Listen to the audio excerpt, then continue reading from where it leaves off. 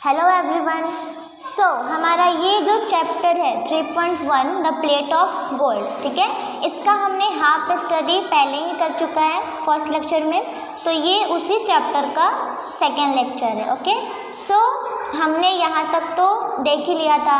क्या देखा था हमने कि बनारस वहाँ के एक टेम्पल में, मतलब बनारस के एक टेम्पल था, वहाँ पे एक बहुत ही ब्यूटीफुल प्लेट जो था उस टेम्पल में आके गिरी, ठीक है। और उस प्लेट पे क्या लिखा हुआ था कि ये जो प्लेट उसे ही मिलनी चाहिए जो गॉड को सबसे ज़्यादा प्यार करता हो, ठीक है। सो नाउ अब हम देखेंगे कि हमारा ये पैराग्राफ देख सकते हैं यहाँ तक एंड हो चुका था। अब हम हमारा यहाँ से पैराग्राफ स्टार्ट कर रहे हैं, पेज नंबर 58 उसी चैप्टर का।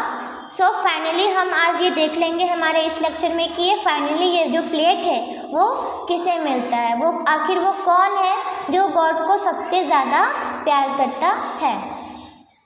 सो चलिए हम स्टार्ट करते हैं। For every pilgrim to the temple gate pressed god that love might thus approve itself before the test and so coins rained freely in the outstretched hands, but none of those who gave so much as turned to look into the poor sad eyes of them that begged.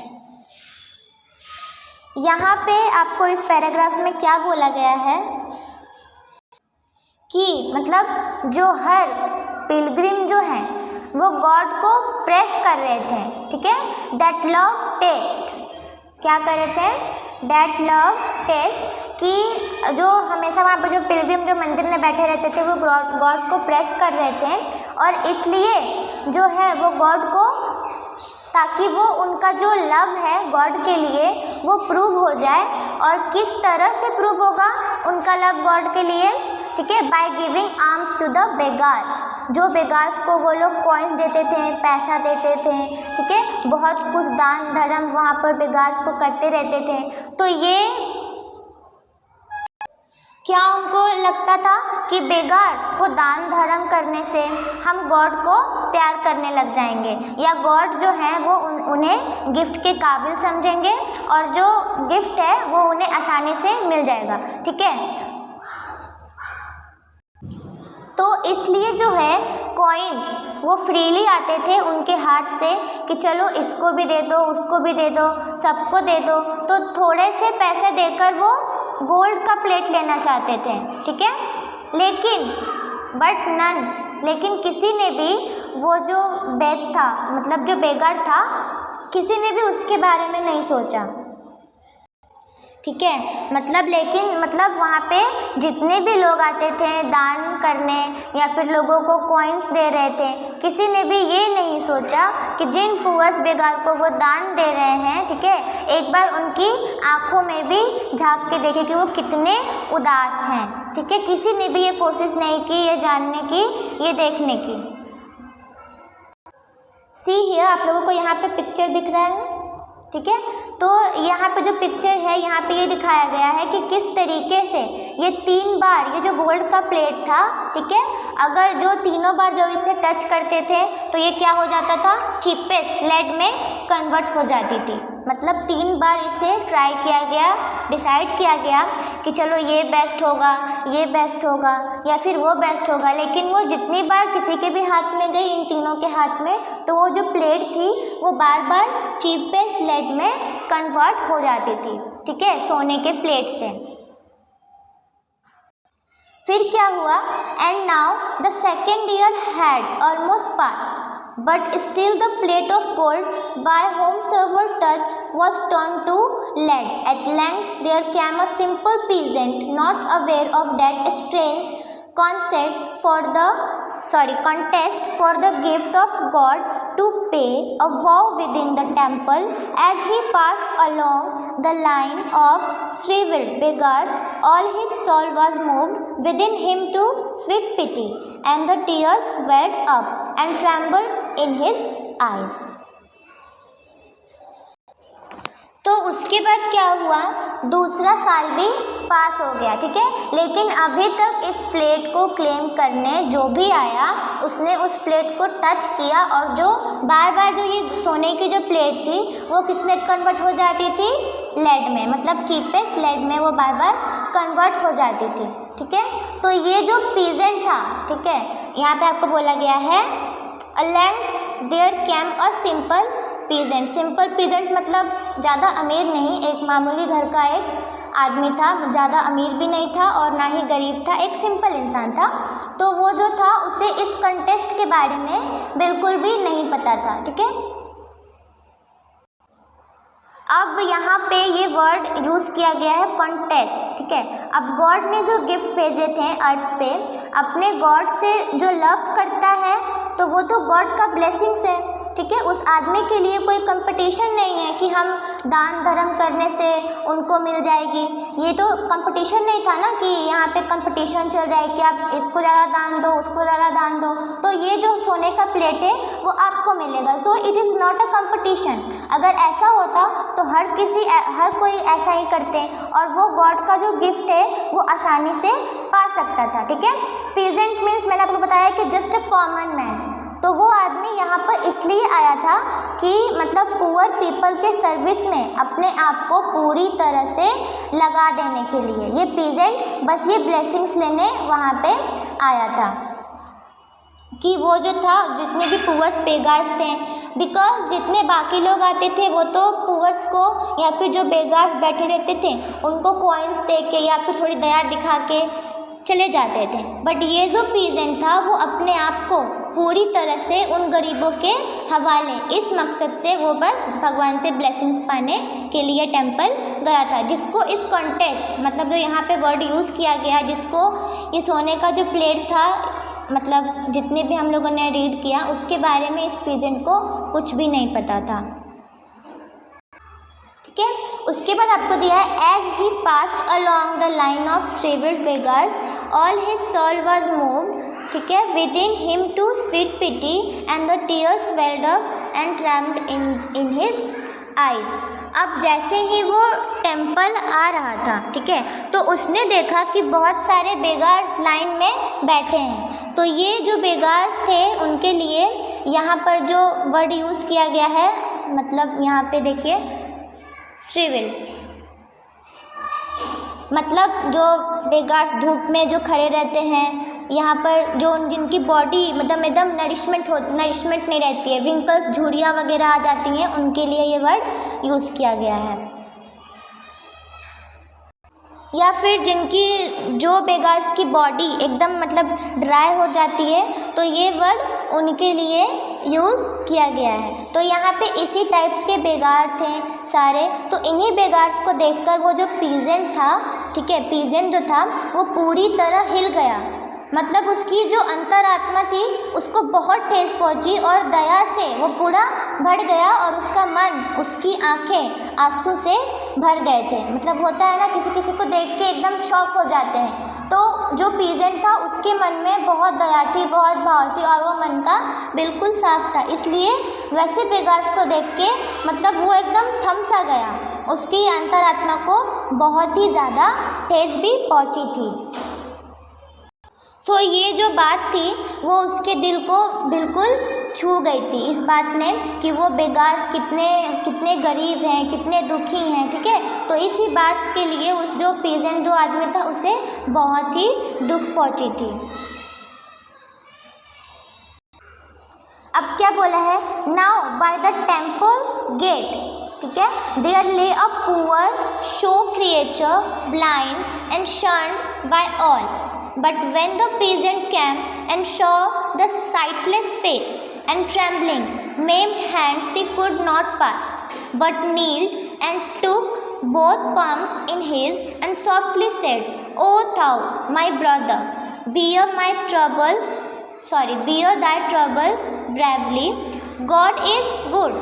Then he arose and walked straightway across the court and entered where the wrangled of their deeds of love before the priest. तो उसके उसके बाद क्या हुआ, तो ये peasant था, ठीक है, जैसे ही ये लाइन से पास होते हुए उस टेम्पल गेट के पास आया, मतलब उसे एक गरीब आदमी वहाँ मिला। शोर क्रिएचर, शोर मतलब जिसका कोई बॉडी पार्ट दुख रहा होता है, बहुत दर्द में होता है, और वो ब्लाइंड भी था, ठीक है। एंड शर्न मतलब रिजेक्टेड बाय ऑल, किसी ने भी उसे अपनाया नहीं, मतलब जिससे सबने, बोलते हैं ना, सबने छोड़ दिया हो उसका साथ, वैसा एक गरीब आदमी उसे दिखा। तो जो पीजेंट वहाँ पर आया, उसने जब इस साइटलेस फेस को देखा, मतलब जो ब्लाइंड था, जिसकी आँखें, जो देख नहीं सकता था, उसे देखा, और जो देखा कि वो ट्रेम्बल किस तरह अपनी,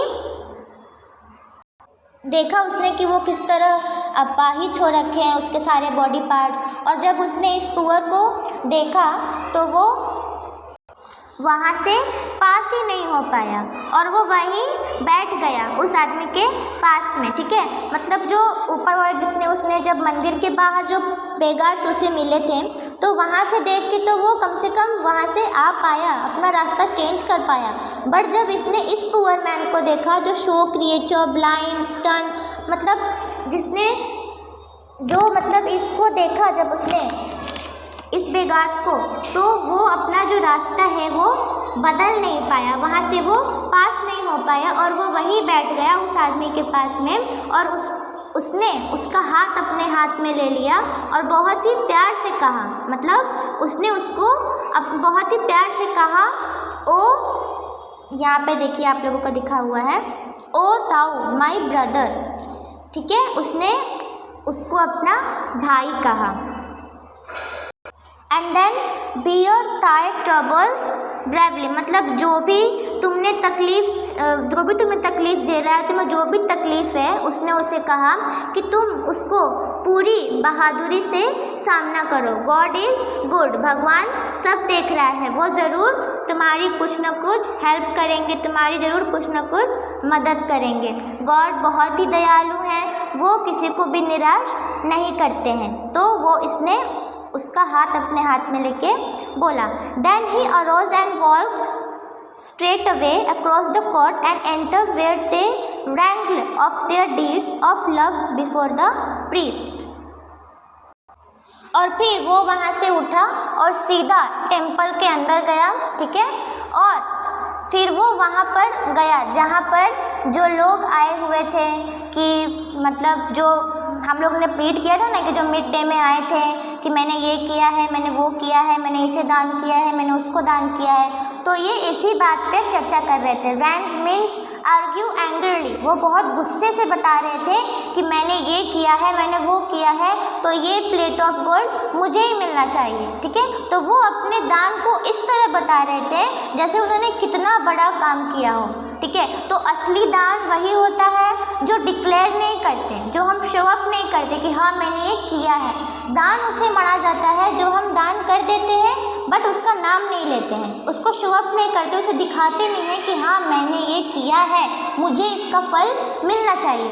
तो इसे हम दान बिल्कुल भी नहीं कहेंगे। दान उसको बोलते हैं जो जिसको डिक्लेयर नहीं करते हैं, ठीक है, कि हाँ हमने ये किया है तो हमें इसका इनाम मिलना ही चाहिए। तो क्या होता है कि अगर जो लोग शो अप कर देते हैं, डिक्लेयर कर देते हैं कि हाँ मैंने ये दान किया है, तो वो दान का कोई मतलब नहीं रहता, फिर वो दान नहीं रहता, वो फिर दिखावा हो जाता है। जितने भी हैं यहाँ पे, जितने भी लोग जो आए थे प्लेट के लिए बहस कर रहे थे, ठीक है, तो वो इसी बात पे बहस कर रहे थे, ठीक है, यही कि वो प्लेट मुझे ही मिलना चाहिए। उसके बाद क्या हुआ, तो तब वो सिंपल पीजेंट जब वहाँ गया उस टेम्पल में, then he across and walk straight way across the court and entered where they ranked of their deeds of love before the priest. जब उसने, जो पीजेंट था, फिर वो तो मंदिर में गया उसके बाद उस बेगार्स के पास से आके, तो उसने वहाँ पे ये देखा कि कैसे ये लोग बहस वहाँ पे कर रहे थे। And then a while he listened sadly, then had turned away, but something moved the priest who held the plate of gold to beckon to the peasant, so he came, not understanding, and obeyed, and stretched his hand and took the sacred vessels. ठीक है, लो यहाँ पे एक exclamation का use किया गया है. It shone with thrice its former lustre and amazed them all. Son, cried the priest, rejoice, the gift of God is thine, thou lovest best. And all made answers, it is well, and one by one departed. But the peasant kneeled and prayed, bowing his head above the golden plate, while o'er his soul like morning streamed the love of God. उसके बाद क्या हुआ, थोड़ी देर तो वो simple peasant जो था उस थोड़ी देर के लिए तो वो वहाँ खड़ा था और उसे बहुत बुरा लग रहा था. ठीक है, उस पीजेंट को तो वो थोड़ी देर के लिए वो सुन रहा था, लेकिन उसे बहुत बुरा लग रहा था इस बात का, और फिर बाद में वो उदास होकर वापस से जाने लगा. ठीक है, अब जब वो जाने लगा, जब वो जैसे ही उसने टर्न लिया जाने के लिए, तो जो वहाँ के जो प्रीस्ट थे उनको लगा कि नहीं, मुझे उस आदमी को वापस बुलाना चाहिए. ठीक है, जो प्रीस्ट ने उसे तभी उस प्रीस्ट ने क्या किया कि वो जो पीजेंट था उसे वापस बुलाया. सो ही केम, यहाँ पे दिया हुआ है, so he came not understanding and obeyed and stretched his hand and took the sacred vessels. ठीक है, तो उसे कुछ समझ में नहीं आ रहा था, उसने वही किया जैसे प्रीस्ट ने उनको बुलाया, तो उसे कुछ समझ में नहीं आ रहा था, लेकिन फिर भी वो जब उसे प्रीस्ट ने बुलाया तो कुछ देर के लिए उसने अपने हाथ आगे किए, और जब प्रीस्ट ने उसे बुलाया तो वहाँ पे वो गया और जो भी उसे प्रीस्ट ने दिया उसके लिए वो अपना हाथ आगे बढ़ाया. ठीक है, ये जो था ये एक इंटरेस्टिंग इवेंट ही था. इतने बड़े बड़े लोग आए थे वहाँ पर प्लेट को क्लेम करने के लिए, बट कोई भी उस प्लेट को क्लेम नहीं कर पाया. सबके छूते ही वो प्लेट, जैसा कि आप लोगों को पता है, किस में कन्वर्ट हो जाती थी, लेड में, चीपेस्ट लेड में. लेकिन ये तो एकदम अलग था. ठीक है, ये प्लेट एकदम गोल्ड में कन्वर्ट हो गई जब उस पंडित ने इस पीजेंट को जब वो प्लेट दिया, और जब इसने टच किया तो उसके टच करते ही जो प्लेट था वो गोल्ड में कन्वर्ट हो गई. एंड सब अमेज हो गए, मतलब सबके सब बिल्कुल शॉक्ड हो गए, हैरान हो गए. और प्रीस्ट जो थे, प्रीस्ट भी खुश थे. फाइनली 2 साल लग गए, 3 साल हो गए, और सब तब जाके उन्हें इनके क्लेम मिले. ठीक है, क्योंकि जैसे कि प्लेट उसके हाथ में आई वो 3 गुना और ज़्यादा चमकने लग गई. तो प्रीस्ट इतने खुश थे कि फाइनली उनका जो काम था, जो उन्हें सौंपा गया था, जो उन्हें वो काम दिया गया था कि गॉड से आई हुई गिफ्ट, ठीक है, उनको एक प्योर इंसान को देना था. और उन्होंने ये अपना जो काम था वो कर दिया, और उन्होंने कहा कि लो बेटा, ये गिफ्ट तुम्हारी है, ये गिफ्ट तुम्हारी है, तुम ही गॉड को सबसे ज़्यादा प्यार करते हो. और फिर ये बात सुन के सभी लोग भी कहने लगे कि हाँ सही है, और सारे के सारे लोग जो थे ये कहते हुए एक एक करके वहाँ से निकल गए. ठीक है, जब पंडित ने उसे गिफ्ट दिया तो सबसे पहले तो सब लोग हैरान हो गए, सोचने लगे कि ये तो जो प्लेट था वो 3 गुना ज़्यादा भी और चमकने लगी.